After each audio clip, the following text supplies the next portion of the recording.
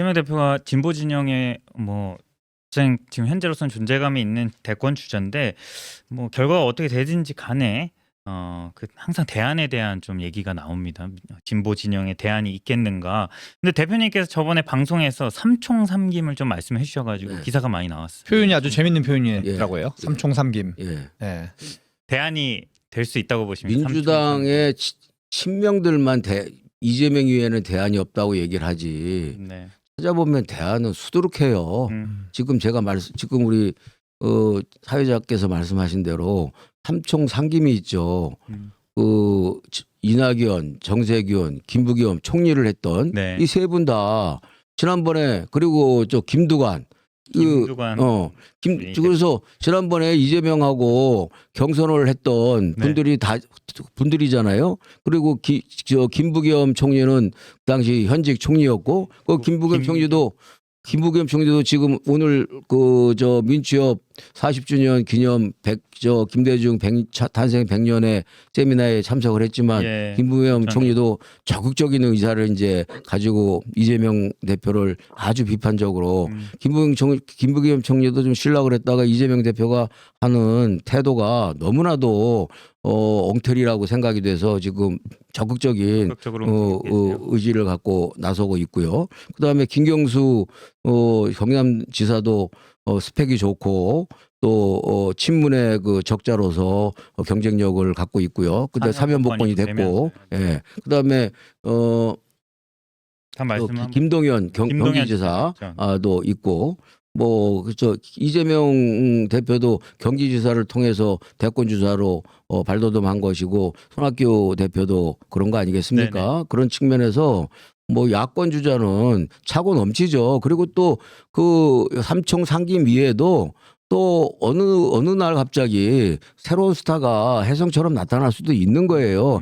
미국의 해리스처럼. 예. 딱 해리스가 그런 사례죠. 예. 그래서 저는 친명들이나 그 이재명이 쓰러지면은 대안이 누가 있느냐 계속 그러고 있는데 참 그 한심한 발상이라고 생각해요. 그리고 비창조적인 얘기다. 상상력이 부족한 얘기다 이렇게 생각해요.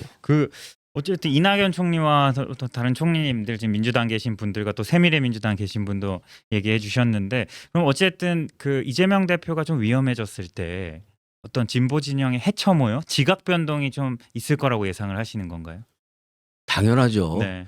지금 그 민주당이 그 의석만 많지 사실은 사상 누각이라고 생각해요. 사상 누각. 예, 왜냐하면 이재명 대표의 그 총통령 이 리더십으로 강제형으로 묶여 있는 것이기 때문에 지금 저 보면은 기자들 얘기 들어봐도요. 네. 민주당의 의원총회를 하면요. 기자들이 취재를 안 한대요. 왜냐하면 과거 민주당의 의원총회를 하면 이런 얘기 저런 얘기 많이 나왔기 때문에 이른바 벽에다 대고 이렇게 듣기도 하고 벽치기라고 하죠. 네. 그랬는데 그리고 또 중간에 나오는 의원들한테 쫓아가서 무슨 얘기 나왔느냐고 물어보기도 하고 그랬는데 맞습니다. 요즘에는 취재를 안 한대요. 왜? 아무도 특별한 얘기를 안 하니까 이재명 대표 눈치 보느라고 그런 당이 돼버렸어요. 그래서 제가 이재명 이재명당을 가짜 민주당이라고 그러는 거예요. 실제로. 그래서 지금 저는 의석만 많지 의견은 하나다. 그래서 사상 누각이다. 예. 그래서 이재명 그 대표가 쓰러지면 민주당에는 다양한 목소리가 나오게 되고 거기서 어떤 새로운 스타가 탄생할 수도 있고 그리고 기본적으로는 우리 그 범민주 진영에는 삼총삼김이 기본적으로 삼총삼김이라는 기본적인 자산을 갖고 있고 삼총삼김이 선의의 경쟁을 벌이면 그 시너지 효과는 엄청나게 발휘될 것이다. 이렇게 생각합니다. 최근에 또 호남에서 이제 민주당과 조국혁신당이 이번에 재보선에서 좀 맞붙는 그런 장면도 네. 어떤 좀 진보 진영의 좀 패권 싸움? 네. 예, 이런 새로운 민주당인데 왜 후보를 이번에 안 내셨어요? 저희는 네. 지금 이제 특히나 호남 지역 선거인데 제2 창당을 한다 그랬잖아요. 네. 아직 제2 창당의 과정에 있어요. 그래서 제2 창당의 과정에서 제2창당 준비 없이 나갔다가는 나가면은 준비 없는 그 싸움은 완패하게 돼 있잖아요. 네. 그래서 준비를 제대로 하고 2026년 지방선거에 본격적으로 대비를 하려고 네. 지금 준비 중에 있고 빌드업 중에 있다라는 말씀을 드리고요. 저희들은 뭐 간접적으로 이재명 당은 가짜 민주당이기 때문에 그나마 가짜 민주당이 아닌 당이 승리를 했으면 좋겠다. 왜냐하면 그 가짜 민주당의 독식은 더 이상 진행돼서는 안 되겠다라는 생각을 갖고 있기 때문에요.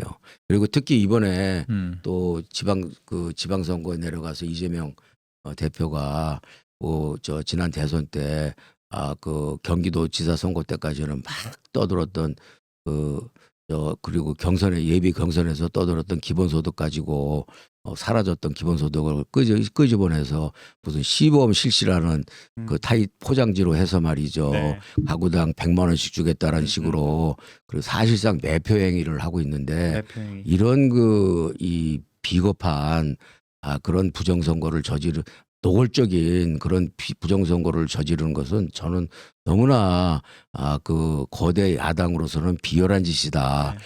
의석수가 좀 많다 그래서 그 기본소득 그 법률을 또 만들어 가지고서 그 시범지역으로 곡성하고 영광지역만 그렇게 혈세를 자기 주머니 돈처럼 써서 가구당 100만 원씩 주겠다. 이런 그 발상 자체가 완전히 이건 국민 세금을 자기 호주머니 돈으로 여기는 거 아니겠습니까? 이런 정당은 저는 이거는 국민들이요 심판해야 된다고 생각합니다. 네.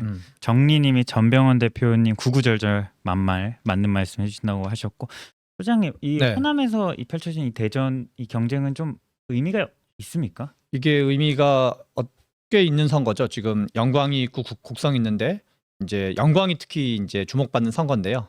그 후보가 또 출마 경력 있는 후보여가지고 네. 현재 여론조사상으로는 서로 박빙이 나오고 있는 상태고 네. 이게 조국혁신당이 총선 때는 좀 돌풍을 일으켰지만 원내에 들어온 이후로는 좀 존재감이 매우 미약한 것 자체가 사실이거든요. 예. 왜냐하면 민주당이 왼쪽 당을 표방했는데 민주당이 워낙 왼쪽으로 가기 때문에 뭐 탄핵도 검사도 탄핵하고 뭐 이렇게 하니까 그거보다 더 왼쪽으로 가기 쉽진 않거든요. 네네. 뭐 검사를 탄핵하는데 그것도 더 왼쪽으로 가면 약간 저기 뭐 약간 귀퉁이 어딘가로 가야 되는데 이게 쉽지가 않은 거여서 존재감이 별로 없는 거죠. 그리고 또 민주당에 약간 이제 어떤 거친 이야기하는 분들이 또 워낙 많아가지고 그거보다 더 거친 얘기하기도 쉽지 않은 거여가지고 그런데 지금 정치 일정에서 중요한 거는 우리가 선거 때는 지지율이 중요하지만 평상시에는 실은 회기 때는 의원 쪽수가 제일 중요하거든요. 실은 그 표대결 하는 일이 많기 때문에 하나는 쪽수가 중요하고 또 하나는 이 비토권이 있냐 없냐가 중요한 건데 네. 과거 진보정당은 민주당에 대해서 비토권을 행사했기 때문에 존재감이 있던 건데 지금 이제 처지상 비토권을 행사하기가 어렵거든요. 조국혁신당. 그렇죠. 조국혁신당 입장에서는. 근데 또 하나는 이게 이제 그 지난 총선에서는 민주당과 조국혁신당이 경쟁하지 않았던 거잖아요. 지역에서는. 이번에는 영광 지역에서 만약에 이제 만약에 조국혁신당이 이길 경우는 2026년 지방선거의 향배가 좀 달라져요. 호남을 앞두고 이 호남에 지방선거를 출마하고 싶은 정치 지망생들이나 이런 사람은 내가 어디에 먼저 줄을 서야 되지? 라는 거에서 조국혁신당이 먼저 줄을 쓸 건지 민주당이 먼저 줄을 쓸 건지 그래서 이제 조국혁신당 쪽으로 줄 서는 사람이 상당히 생기면서 호남 내에서는 약간 양당이 서로 다투는 그런 거기 때문에 조국혁신당이 여기서 이기면 존재감이 좀 올라가고 지면은 이제 뭔가 좀 약간 힘이 딸리는 그런 상태에서 제가 보기에는 뭐 조국혁신당 입장에서는 사활을 걸고 정말 합숙하면서 월세살이하면서 할 만한 정도의 어떤 그런 전략적 값어치가 충분히 있다. 네. 그래서 이제 그 결과에 따라서 아마 향방이 좀 많이 달라지지 않을까 싶습니다. 세밀해도 다음 지방선거 때는 그 세밀의 민주당도 네. 끼어들 것이라는 점을 유념해 주시기 바랍니다. 상당히 치열해질 수 있을 거라고 보고요. 그 이낙연 대표님은 요즘 어떻게 지내세요? 이낙연 대표님은 요새 국가과제연구소라는 걸 만들어서요. 네, 연구소. 국가과제에 대한 연구를 하고 있고요. 그 지난 얼마 이제 전에 문재인 대통령님을 또 그 저희 세밀의 지도부가 문재인 대통령 그 2차 방문을 하셨을 때 문재인 대통령께서 이낙연 대표 요새 찾으셨어요. 무슨 막걸리 좋아하시냐고 한번 편하게 내려와서 막걸리 한 잔 하자고 그러라고 그래서 저희가 이제 전해드렸고 그렇게 또 이렇게 그렇게 방문을 해서 해주신 거군요. 저 추석 전에 내려가셔서 내외분이 내려가셔서 내외분끼리 그 막걸리 한 잔 하신 거죠. 혹시 무슨 말씀 나누셨다고 아니, 전달 안 해주셨어요? 서로 이제 안부 묻고 또 이낙연 대표께서도 문재인 대표께서 아주 언짢으실 거 아니에요. 그래서 지금 이제 요즘의 상황이 그래서 이제 이낙연 대표도 문재인 대표님 좀 격려와 위로를 해드리고 이제 이낙연 대표님이 약간 이제 그런 이제 아무리 이제 어이없는 그 탄압이고 정치 수사지만 그래도 변호사는 본인이 변호사이긴 하지만 그래도 변호사는 써야 될 것 같은데 변호사를 안 쓰시는 것 같아서 걱정이다. 이제 이낙연 대표가 그러더라고요. 그러시더라고. 그래서 좀 내려가서 만나서 이제 막걸리 한잔 하시면서 그 변호사 얘기를 좀 조언하시라고 그래서 아마 조언을 하신 것 같아요. 그래서 변호사를 쓰시겠다고 그렇게 말씀하신 것 같아요. 대통령님이 따로 네, 하시겠다 말씀하셨고 이제 뭐 민주당이든 뭐 진보 진영 관련해서 얘기할 게 많은데 이제 거의 시간이 다 돼서 이거 하나 조금 말씀하세요. 지금 또 이제 여당 상황도 사실 만만치 않은데 얼마 전에 윤석열 대통령과 또 한동훈 대표의 만찬이 있었잖아요. 우리 대표님도 또 정무수석까지 지내셨기 때문에 이 장면 어떻게 보셨어요? 독대도 되지 않았고. 저는 정말 수수께끼예요. 첫째는 한동훈 대표가 이번에 윤석열 대표가 2박 4일 체코 갔다 왔잖아요. 그 체코 2박 4일 갔다 온 것은 정말 그 2박 4일 갔다 온 것은 정말 숨가쁜 일정이거든요.